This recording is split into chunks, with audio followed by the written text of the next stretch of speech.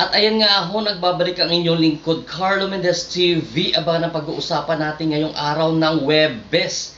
Best. 3, 2, 1, let's go!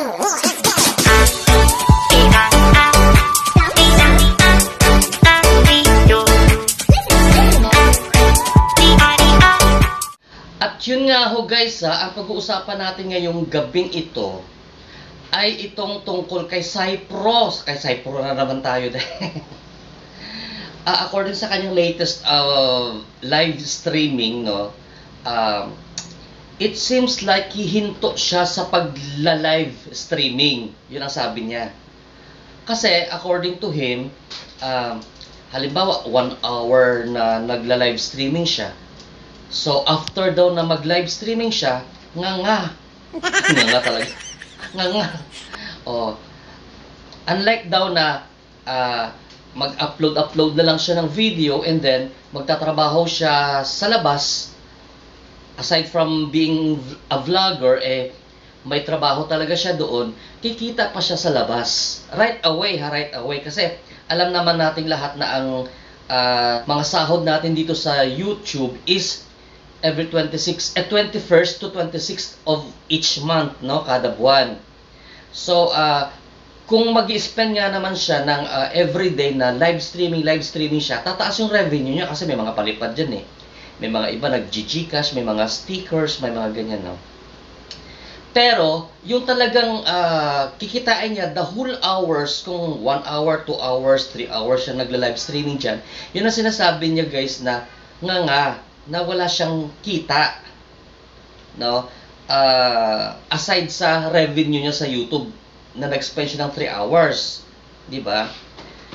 So nasa sa kanya naman yon, good idea naman yon. Kasi kagaya ni Kent Garcia guys, no, aside from being vlogger, and may talagang trabaho siya. Kumbaga parang part-time job na lang niya itong pagba-vlog. May talagang stable job si Kent Garcia, ayan. Naranasan ko din naman yan guys kasi kagaya sa akin, nag-stop ako for almost 1 year sa pagba-vlog, di ba? Alam nyo yan. And hindi naman na ako nagtatrabaho, alam nyo yan. Sa hindi nakakaalam, di naman na ako nag-work. Sa awa naman ng Panginoon, nakaka-survive naman ako everyday sa pamumuhay ko. Kasi luckily, napaka-fortunate ko naman na may sister naman ako na nagsusupport kahit papaano. Pero of course, kawawa din naman yung tao na lahat-lahat iaasa mo doon sa kanya, di ba? Although talagang ate ko kasi, noon pa man yan, kahit may trabaho ako tsaka sa wala, hindi niya pinuputol yung aking allowance sa kanya monthly. Kahit may trabaho pa ho ako, hindi niya yan pinuputol. Ganon kabait yung ate ko kasi, totoo yan. Hanggat meron niyang kakayanan na mag-share, isi-share niya yan. Ganon ho siya. Hindi siya madamot kasi guys Kaya nung panahon na lumalapit ako sa ibang tao, tapos chinismis pa ako guys, yung ina-expect mo na na lalapitan mo na ibang tao, totoong tao na nilapitan mo, tapos afterwards chichismis ka guys. Ay nako, sabi ko, walang hiya talaga itong mga ito. Kaya nung nalaman ng ate ko yun, nagalit sa akin ng ate ko na why you need to do that, why you need to do this, gito ganyan, sabi sa akin. Alam mo yung mga ganyang klaseng tao, ano lang yan iba dyan nagpapatibong lang, pinapainan ka lang. Kaya sa ngayon talagang natatakot na ako tumanggap ng pera na kasi ang balik niya kasi iba, hindi naman lahat guys hindi naman lahat, kasi marami ho akong kaibigan dito since nag-start ang Mamix guys, no, naging kaibigan ko sila, mga viewers ko, and then mga other community, other team, no. Hindi naman lahat, madami ho ako naging friends dito na totoo talaga na kaibigan. Pero natahimik din na tumutulong na talaga, kung tulong-tulong ba, kung talagang magpapahiram sa'yo, hiram talaga na walang chismis ba. Ewan ko ba dito sa ibang mga, ay naku, dapat sa inyo tahiin yung mga pepe ninyo magpapahiram kayo sa tao tapos i-chismis din nyo. Hindi po gato mga animal na ito, day. Huwag nyo ugaliin yung ganyan. Pag magpapahiram kayo, pahiram kayo ng maayos. Di po uga kayo, gusto nyo, aling bisay, kunin yung tiradoran yung mga pepe na ito. Tiradoran yung mga mani na ito, mga buang na ito. Diba? Kaya hindi na ako gumagawa ng ganyan. Hindi na, never na ako lumalapit. Kita nyo, almost a year din ako na hindi nag-vlog pero nakaka-survive ako. Hindi to pagmamayabang guys hindi ito, I am telling the truth. Kahit naman maglabasan, ilabas ko yung bank statement ko, kayang-kaya ko ilabas yun hindi ito pagmamayabang, I am speaking of reality. Okay? And I am also speaking of my experience na lumapit din ako sa ibang tao and then chinismis ako. All of my knowings, maayos siyang lalapitan tapos ichichismis ka. Sabi ko, tipuga tong hayop na ito. Akala mo yung ay, ambot lang, sabi ko. Eto, kagaya niyan, itong computer chair. Nakabili naman ako nito. Hindi pa ako sumasahod sa YouTube kasi kababalik ko pa lang, guys. Alalahanin niyo yan, di ba? Kilala niyo ba ako? Ako si Ate Lods. Buwabara na yung plema sa lalamunan ko dahil. Computer chair. Computer chair na to, nasa 2008, 2007 to, ganyan. Laptop tuloy. Yung desktop ko, bumili pa ako ng bagong keyboard. May keyboard tong kasama isang set kasi to. Bumili talaga ako ng mga bagong equipment. Lightings ko, 2. Tapos may parating pa ako na galing ibang bansa na in-order ko na microphone na hindi ganito, hindi yung lapel, hindi yung nakasabit dito. Yung microphone na nakikita nyo na nakatayo lang.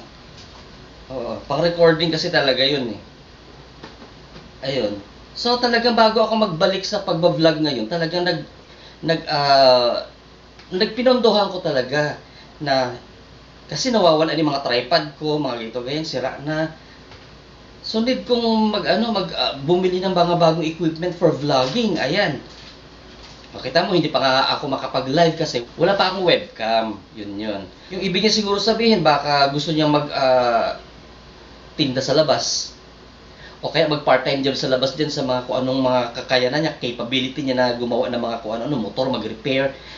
Right away, may madadala siya sa pamilya niya na pera. Yun siguro ang sinasabi niya. Unlike daw na nagla-live streaming siya na after niya mag-spend ng hours, nga daw ang sabi niya. So, I feel him. Very fortunate lang ako kasi very appreciative ako and very grateful ako doon sa nangyayari sa buhay ko na kahit papaano guys, nakaka-survive ako every day of my life. Kaya hindi ko talaga makalimutan yan, yung mga nilapitan ko na tao tapos idinaan sa social media guys. Ay nako. Kaya sabi ko sa inyo, hindi ako magbabayad. Alam niyo ko bakit? Hindi kriminal. Walang criminal case ang utang. Ako na nagsasabi sa inyo. I am not saying this because ayaw ko magbayad. I am saying this for you guys, para matauhan kayo na huwag nyo idaan sa social media ang mga bagay-bagay, lalo na sa kaperahan, dahil hindi nyo lalo masisingil yan pag dinaan nyo sa social media. Ang intentional lang naman ninyo, uburol na ako na puga. Ang intentional naman kasi ng mga tao na ito ng mga na pretendos na may pera ko baka mas mahirap pa to sa akin na pretendos ko na papainan ka na ito papahiramin ka tapos chichismis ka di ba mga makakating dila ba ayan. Pahiyain yung bawat tao. Hindi lang ako naka-experience na ganyan. Si R. Jobs, si Chami, sino pa ba yan? Sino pa ba yung mga vlogger na pinahiya ng mga hayop na ito?